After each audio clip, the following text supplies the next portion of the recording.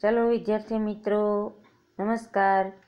આજે આપણે ધોરણ 7 વિષય સામાજિક વિજ્ઞાન અને પાઠ 6 ભક્તિયુગ, ધાર્મિક સમુદાયો અને વિચારકો એના વિશેની ચર્ચા કરીશું.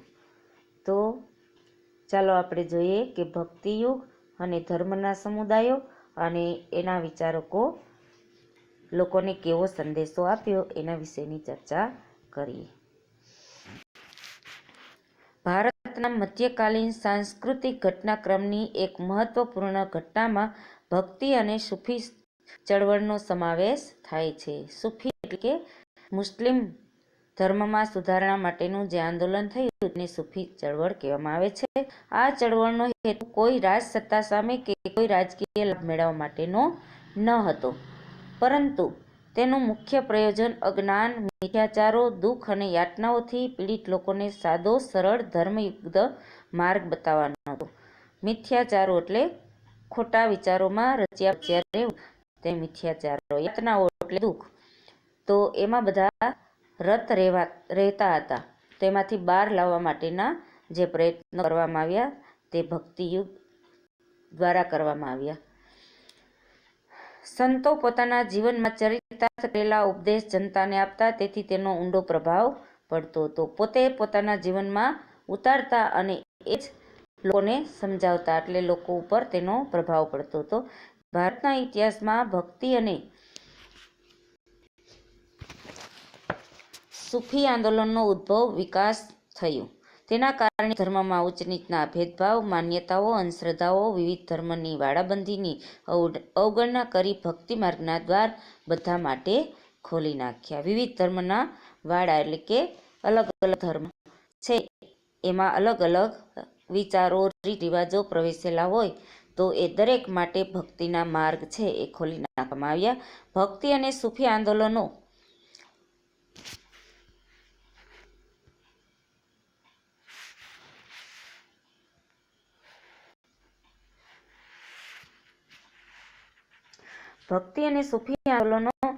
હિન્દુ અને મુસ્લિમ સાંસ્કૃતિક સમન્વયને જન્મ આપે છે. બંનેમાં એકતા એમ, અને એક નવા યુગની શરૂઆત કરી. તેઓ એક્યના હિમાયતી હતા, એટલે કે બધાને એક થઈ રહેવામાં માગતા હતા. તમામ સંતો અને ફકીરો ધર્મ અને સંપ્રદાયની એકતામાં માનતા હતા. સામાજિક સમાનતાના પક્ષકાર હતા. તેમને મત ઈશ્વર નિર્ગુણ, નિરાકાર અને અવર્ણનીય છે. કોના મતે? કે જે ધાર્મિક વિચારકો જે ધરાવે છે, ધાર્મિક આંદોલનો જેણે ચડાવ્યા, તેમણે લોકોને સાદી ભાષામાં ઉપદેશ આપ્યો અને તેઓ મૂર્તિ પૂજાના વિરોધી હતા.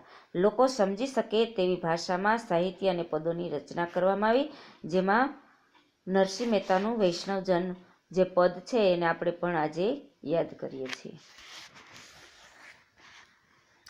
લોકોની બોલાતી ભાષામાં રચાયેલ આ સાહિત્ય પદોએ અને સરળ વાણીએ સમાજમાં એક્યવાદ પ્રસરાવ્યો હતો, એટલે કે એકતામાં માનતા હતા.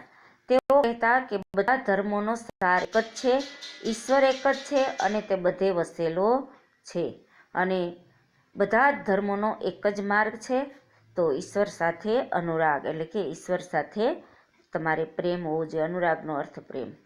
હવે છે મુખ્ય સંતો અને તેમની વિચારધારાઓ. શંકરાચાર્યે દક્ષિણ ભારતમાં ધાર્મિક સુધારણાની પ્રવૃત્તિ 8મી સદીમાં શરૂ કરી. તેમના પછી 250 વર્ષ બાદ રામાનુજાચાર્ય ભક્તિ અંગે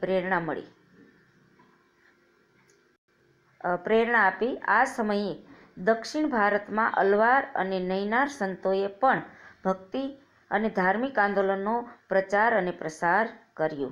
એમાં અલવાર અને નૈનાર સંતો હતા.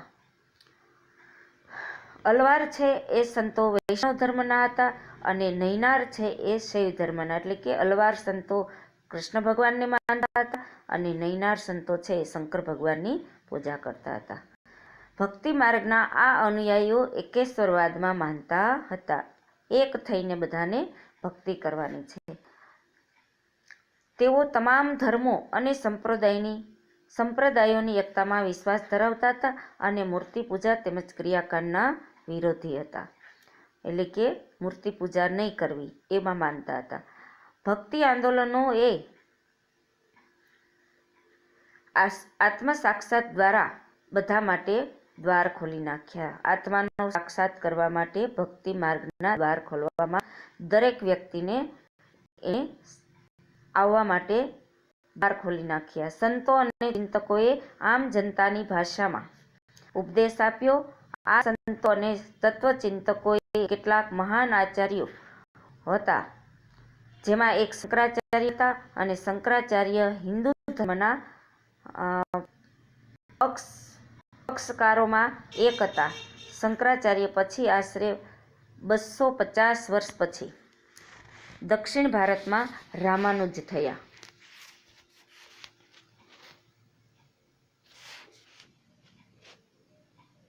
સામાન્ય રીતે એવું માનવામાં આવે છે કે ભક્તિ આંદોલનની શરૂઆત રામાનુજાચાર્યથી થાય છે. બરાબર, આવું માનવામાં આવે છે.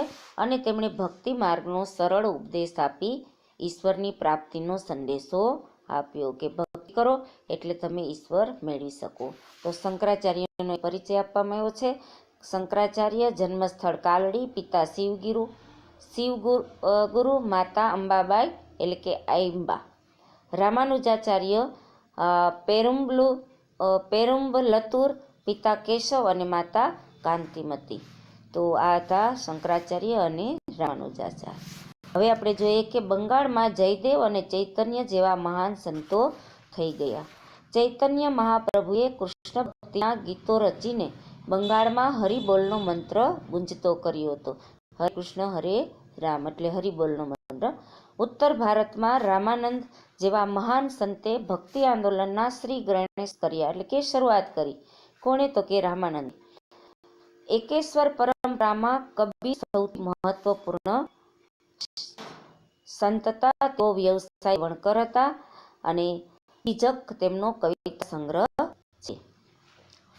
શીખોના પવિત્ર ગ્રંથ ગુરુ ગ્રંથ સાહિબમાં તેમની કવિતાઓનો સમાવેશ કરેલ છે. સંત રૈદાસ તેમના ગુરુભાઈ હતા. તે પણ કબીરની જેમ ગૃહસ્થી અને નિર્ગુણ શાખાના સંત હતા. સાધુ એસા ચાહીએ જૈસા સુપ સુભાય, સાર સાર કો ગહી રહે થોથા દે ઉડાય એટલે ગુરુ નાનક શીખ ધર્મના સ્થાપક હતા.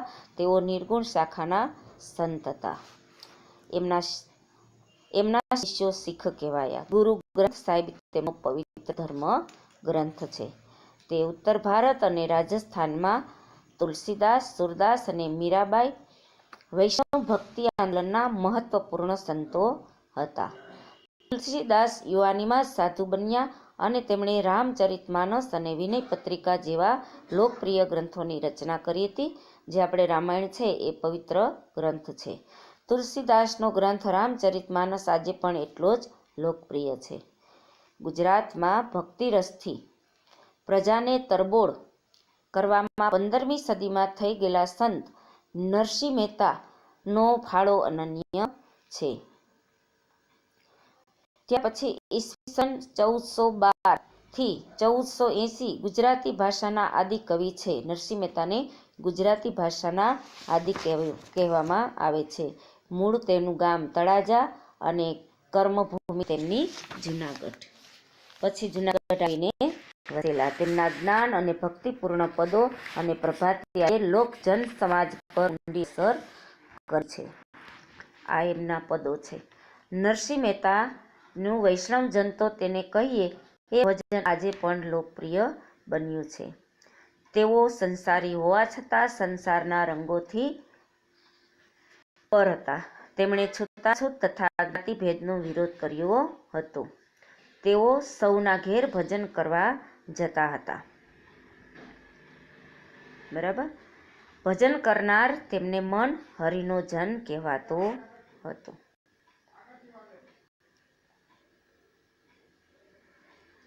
ભજન કરતા એ ચિત્ર બતાવવામાં આવે છે. પક્ષા પક્ષીમાં નહીં પરમેશ્વર, સમદ્રષ્ટિને સર્વ સમાન. એટલે જ્યાં પક્ષા પક્ષી હોય ત્યાં ભગવાન નથી, બધાને માટે દ્રષ્ટિ સમાન રાખવાની હોય છે. તેમણે કૃષ્ણની ભક્તિના સહારે મનુષ્ય ગમે તેવી આપત્તિઓ પાર કરી શકે છે એનું ઉદાહરણ પૂરું પાડેલું છે. તેમના પદો પ્રભાતિયા તરીકે જાણીતા છે. આ એમના ઊંચી મેળી તે મારા સંતની રે. પછી રાજપૂત રાજકુમારી મીરાબાઈ મેળતા રાજવીના પુત્રી હતા. તેમના લગ્ન મેવાડના રાજ પરિવારમાં થયા હતા. તે નાનપણથી જ કૃષ્ણ ભક્ત હતા. શ્રી કૃષ્ણને ગિરધર ગોપાલના રૂપમાં પૂજતા હતા.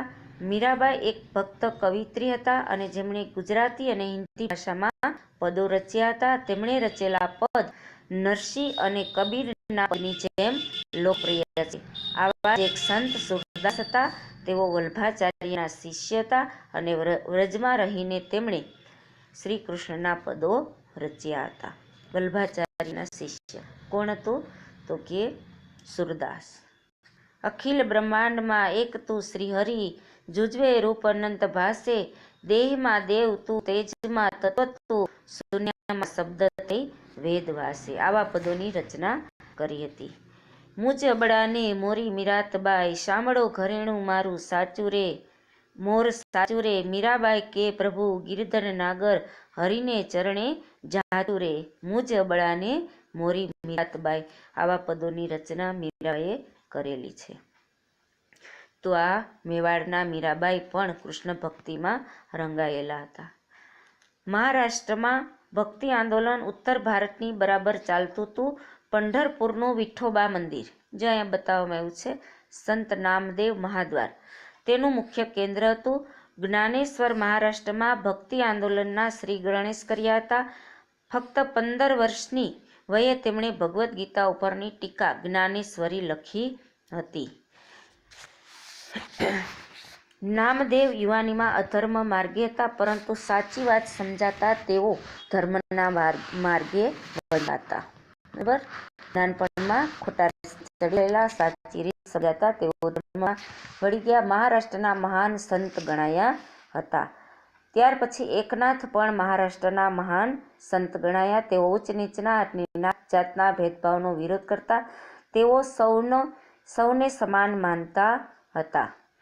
તુકારામ પણ મહારાષ્ટ્રના સંત કવિ હતા. તેમના રચેલા અભંગો આજે ખૂબ જાણીતા છે. ત્યાર પછી સમર્થ ગુરુ રામદાસ શિવાજીના ગુરુ હતા. તેમણે આધ્યાત્મિક અને સાંસારિક જીવનને જોડવાનો પ્રયાસ કર્યો હતો. લોકોને ઉપદેશ આપવા તેણે દાસબોધ નામના ગ્રંથની રચના કરી હતી. તો આ હતા શિવાજીના ગુરુ રામદાસ. ચલો, એટલે આ વિડીયો અહીંયા આપણે પૂર્ણ કરીએ છીએ. નમસ્કાર.